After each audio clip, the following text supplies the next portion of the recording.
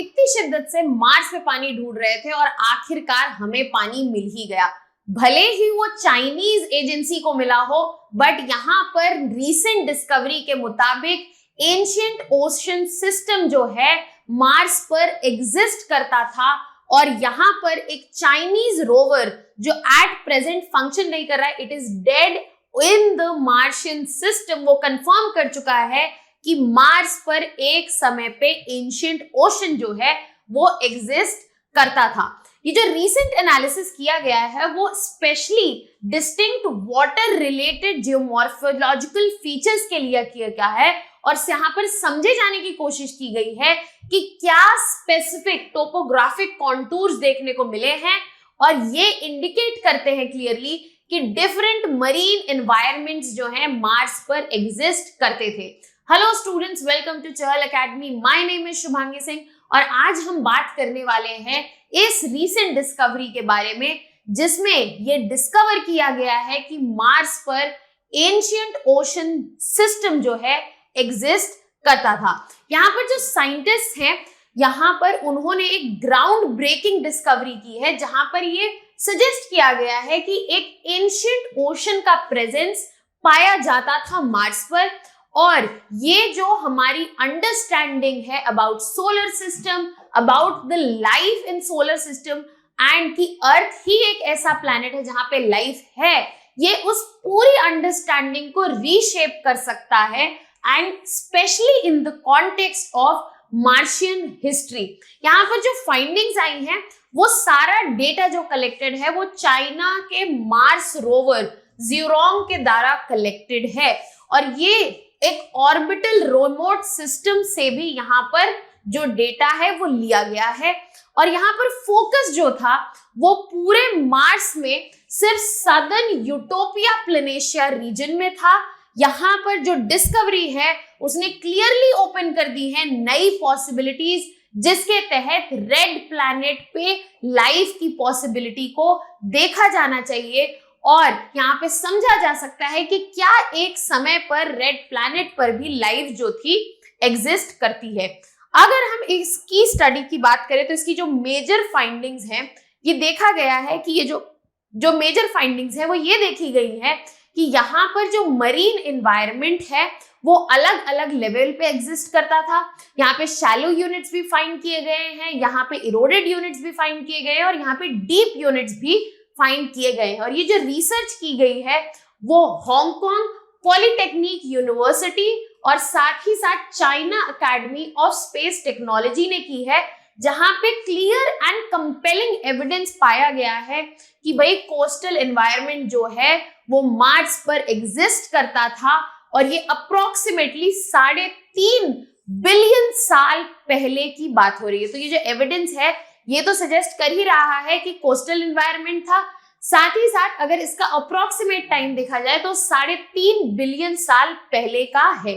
Data जो है वो क्लियरली इंडिकेट कर रहा है कि एक नियर शोर रीजन जहां पर कोस्ट एग्जिस्ट करता था वो सदर्न यूटोपिया प्लेनेशिया में पाया गया है जिसके डिस्टिंक्टिव फीचर्स हमें टोपोग्राफिकल फीचर्स देखने को मिल रहे हैं और उससे ये इंडिकेशन मिल रहा है कि मरीन एनवायरनमेंट्स जो हैं पास्ट में एग्जिस्ट करते थे। ये स्टडी जो है पब्लिश की गई है साइंटिफिक रिपोर्ट्स में और ये फिर से मैं इस बात पे रीएम्फसाइज करना चाहूंगी कि नए इंसाइट ला रही है specially in context of Mars watery past. जो रिसर्च टीम है उन्होंने डिटेल्ड एनालिसिस किया है, जियोमॉर्फोलॉजिकल एनालिसिस। यहाँ पे जियोमॉर्फोलॉजी को फोकस रखा गया है और जो ये चाइनीज रोवर था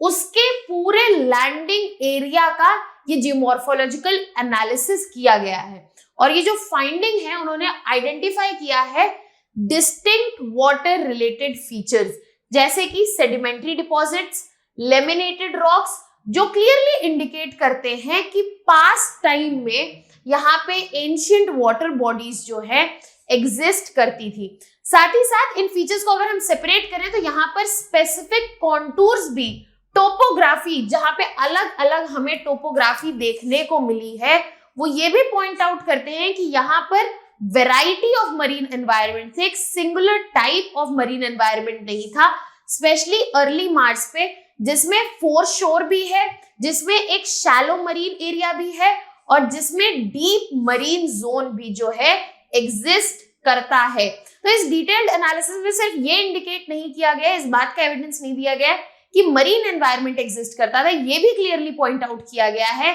कि multiple type of marine environments देखे जाते थे। और यहाँ पर फोर शोर रीजन, जहां पर हम जिसको कोस्टल रीजन बोलते हैं, shallow marine and deep marine zones का यहाँ पे प्रेजेंस जो है यहाँ इस डिस्कवरी के तहत समझा गया है।